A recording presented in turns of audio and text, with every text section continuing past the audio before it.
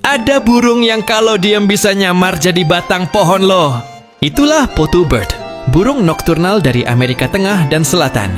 Siang hari, mereka hampir nggak kelihatan karena bentuk tubuh dan warnanya mirip banget sama ranting kering. Yang bikin makin absurd, mata mereka super besar dan sering bikin ekspresi kocak kayak lagi shock. Makanya Poto sering viral di internet karena wajahnya unik. Mereka aktif berburu serangga di malam hari, dan suara panggilannya juga terkenal serem banget, kayak teriakan misterius di hutan. Jangan lupa like, share, dan follow